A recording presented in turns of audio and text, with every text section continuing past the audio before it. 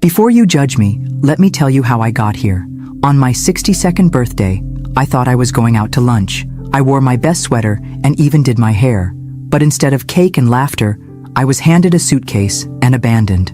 That was just the beginning. If you think betrayal only comes from strangers, wait until it wears your last name. Stick around till the end and tell me in the comments where you're watching from. They say a mother's love is unconditional, that it's patient, forgiving, and eternal.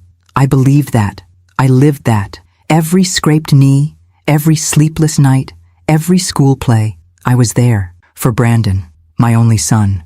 I woke up on my birthday with a flutter in my chest, that familiar warmth of anticipation. 62, alone in my modest house in Dayton, Ohio, but hopeful. Brandon hadn't called much lately, said work was hectic, that things with his wife were tense, but surely, he'd show up today. I made pancakes, his favorite, even set 2 plates. By noon, I was still alone. My heart sunk a little, but I refused to spiral. I checked my phone a dozen times, reread old texts just to feel some connection. At p.m., the doorbell rang. I opened it to see Brandon, standing there with that boyish grin he used to wear when he wanted something. "Happy birthday, Mom," he said, holding a small grocery store bouquet. I smiled through the sting in my chest and hugged him tight. "You came." "Of course," he said, patting my back stiffly. "Get dressed. I made lunch reservations." I didn't even question it. I grabbed my coat, a little purse, slid on the shoes that always pinched my toes but looked nice. I felt giddy, like a girl going to prom. But we didn't drive toward the city, or any restaurant. We pulled into a place with a long driveway lined with maple trees whose leaves had turned to ash gold and red. I looked up at the sign and felt my stomach twist. Willow Pines Senior Living Facility. "Brandon, what is this?" He cleared his throat. "Mom, we need to talk. This isn't safe anymore. You live alone and with your memory lapses." "What memory lapses?" I snapped. He kept talking. "I found a great place. It's safe, comfortable. You'll have people your age, activities." I laughed. That bitter kind of laugh that doesn't feel like laughing at all. "You're kidding. You brought me here. On my birthday?" He got out of the car. "Let's go inside." I refused to move. That's when he opened the trunk. My suitcase was already packed. I stared at it, frozen. "You went through my things?" He sighed. "Don't make this harder than it needs to be." Inside, it felt like time had stopped. Smiling faces at reception, the smell of antiseptic and overcooked vegetables. He handed over papers, legal papers, a transfer of power of attorney. My name, his signature. Done. I didn't cry then, not yet.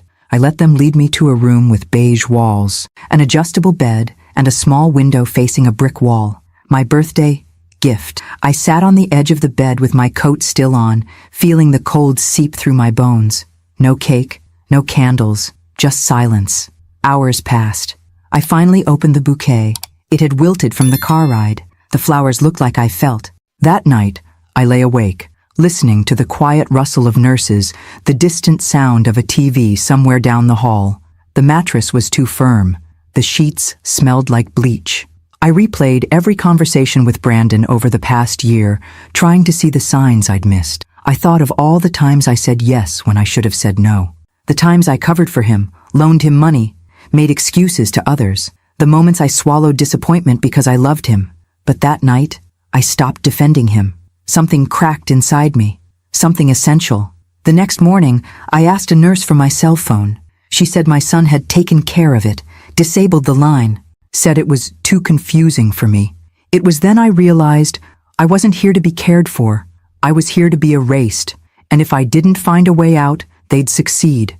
But I'm not as fragile as they think, not even close. I stopped eating for 2 days, not because I was trying to make a statement, but because I simply couldn't stomach the food, or the truth. There's something about being treated like you're no longer useful that breaks a part of you that never fully heals. I'd raised a child, built a home, loved fiercely, and now I was just a room number and a patient chart. The nurses were kind, mostly, but kindness can feel like a form of pity when you're trapped. They called me sweetheart and Han, like I was 10 or 100. No one asked what I did before. No one asked what I loved. To them, I was just another old woman wearing slippers and forgetting things, even if I hadn't forgotten a damn thing. My roommate Doris slept all day and snored all night. She didn't talk much, but when she did, it was about people who hadn't visited her in years. I listened, because I knew the ache of absence too well. I tried to keep my mind sharp. I watched the news in the common room and did the crossword puzzles they left in the hallway. I reread a novel I'd already read twice before. But something inside me was sinking, deeper, darker. Then, on the fourth day, I met Ruby. She wasn't supposed to work that day. A nurse called in sick, and Ruby, young, with braids pinned up under her scrub cap and kindness in her eyes, filled in. She was checking my vitals when she said, "You don't belong here." I looked at her, startled. She smiled. "Don't get me wrong. A lot of folks need help, and that's okay. But you don't seem lost." I blinked away the sudden sting in my eyes. We got to talking. She asked about Brandon. I told her what I could without falling apart. She listened, not just nodded, really listened. Later that day, she came back with something in her hand. "This belonged to Mr. Henley, a resident who passed last week," she whispered. "We found it tucked inside a Bible. No one claimed it. It was a lottery ticket, folded, a little yellowed, and dated 2 weeks earlier." I chuckled, dry and brittle. "And you want me to try my luck?" She winked. "Hey, the world owes you something." I didn't plan to do it. Not at first. It felt silly.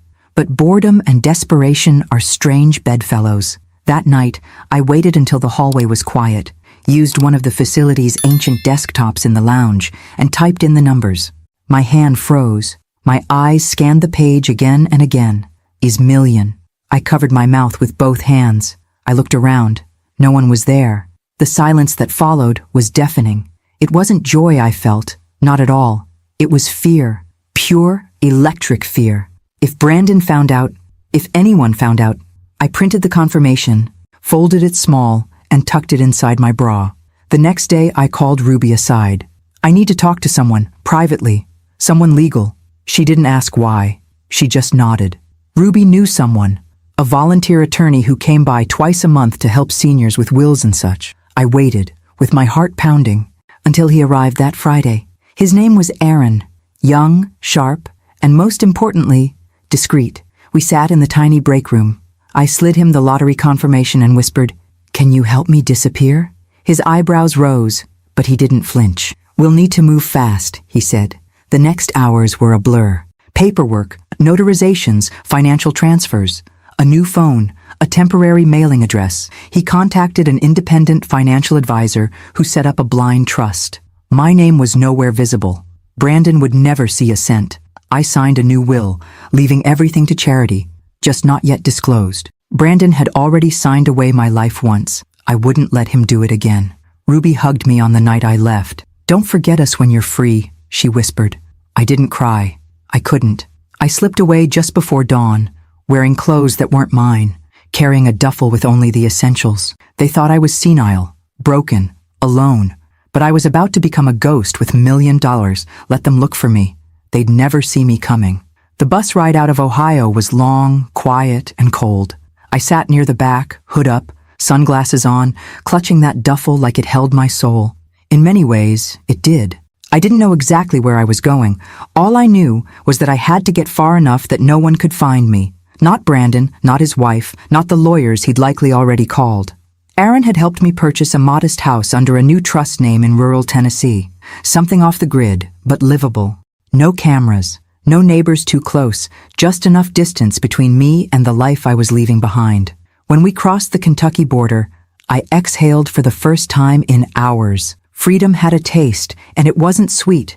It was metallic, like blood and fear. The house was nothing fancy. A single-story brick structure with chipped paint and a crooked mailbox. But it had a working heater, clean water, and, most importantly, silence. Not the kind you get in a nursing home, surrounded by people who've given up. This was the kind of silence that let you breathe. The next few days, I lived like a shadow. I cooked simple meals, walked to the mailbox, sat on the porch, wrapped in an old quilt watching the wind carry dead leaves across the yard. I checked the news obsessively, half expecting my name to appear in bold letters. Missing woman wins, $1 million. Son claims mental instability. But there was nothing. Not yet. I kept the lottery ticket in a fireproof box under the floorboard in the hallway closet. Alongside it, the new will, a burner phone, and a note addressed to whomever finds this, just in case. One morning, about a week after I left Willow Pines, the quiet shattered. A knock at the door. I froze. I hadn't told a soul where I was. I didn't even have a credit card linked to my name. My heart beat like a war drum in my chest. I tiptoed to the window and peeked. Just a delivery man. Groceries. Part of the arrangement Aaron had set up. Still, I couldn't shake the feeling. That afternoon, curiosity got the better of me. I created a fake Facebook profile and searched for Brandon.